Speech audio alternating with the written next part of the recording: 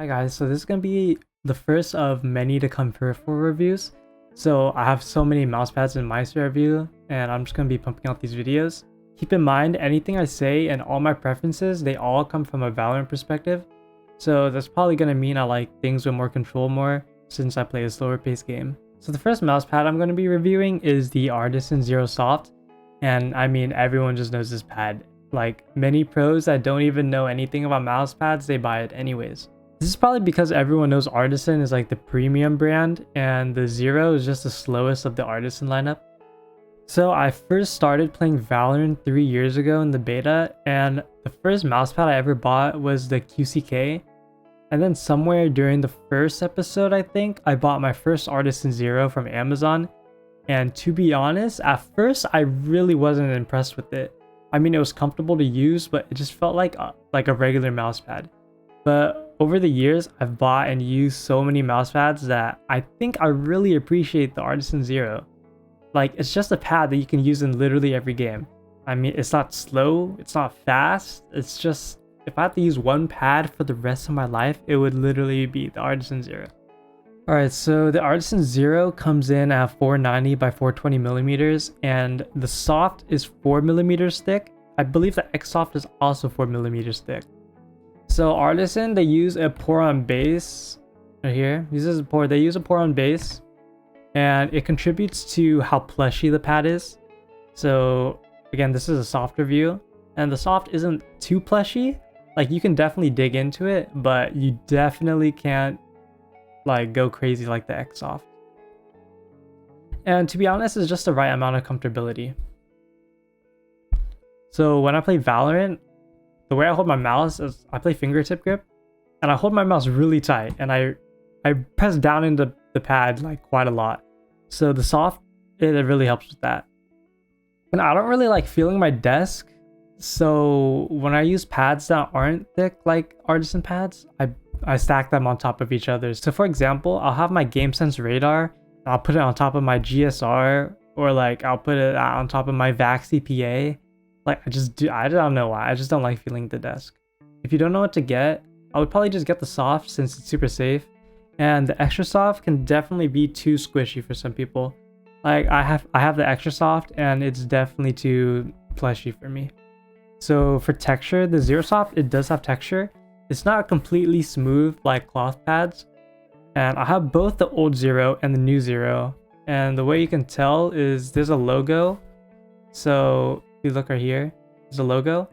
The old logo looks like this. It looks like this one. This is the old logo. And the new logo, it's just like, it says Artisan, like that. And so the old Zero, it feels quite a bit different than the new Zero. Like, the old Zero is way more textured, and it honestly feels a little bit sandpapery, like it's kind of close to the Hien.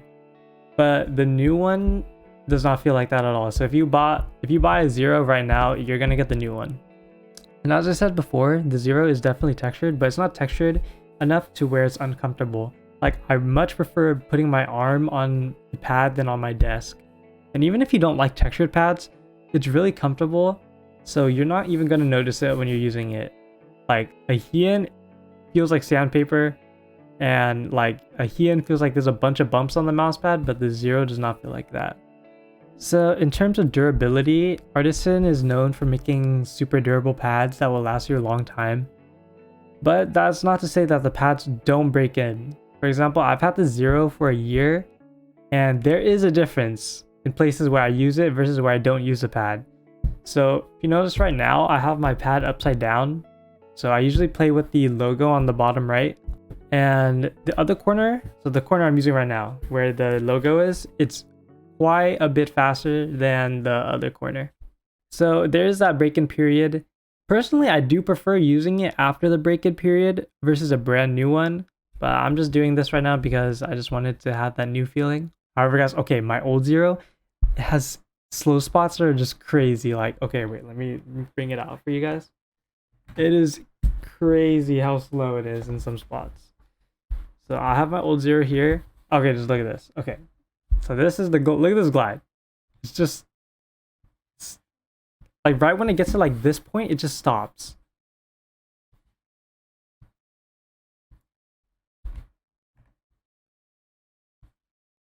Okay, and then I'll compare it to like I don't use the bottom, so like I'll just show you. Like look, it glides literally all the way across. But when I do it up here, it stops right here. Like, yeah. And the reason why it's like that is because basically I used to play with my QCK on top of my old Zero. So the base of the QCK, it would literally just like, I don't know, it would like infuse with the Zero surface and it would just make this so slow, and now it's like that. So if you want to keep your longevity of your Zero, probably don't do that.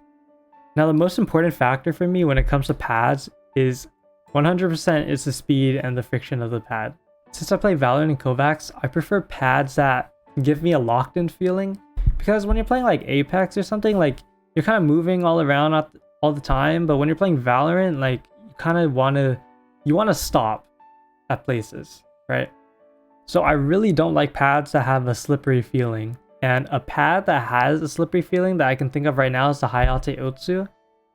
And the Hayate Otsu, it gives you that feeling like your mouse is like on ice or something. Like, I don't know, I personally don't like that. And if you do like that, then maybe you should give the Hayate Otsu a try, but I do not like that at all. Like, even my Hien, which is faster than the Hayate Otsu, it still gives a locked in feeling.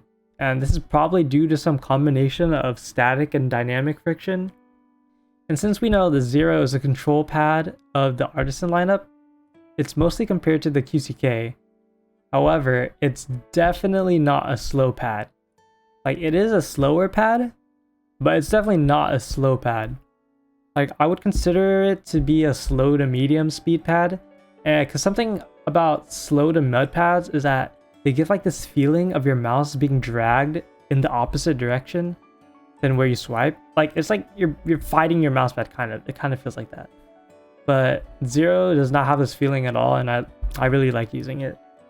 So the Zero definitely has static friction, but static friction is not bad, and I'm not sure why people are so crazy over having such little static friction. Like, realistically, when you're playing Valorant, you do want static friction since it is a crosshair placement game, and you don't want to move your crosshair away when someone strafes into it.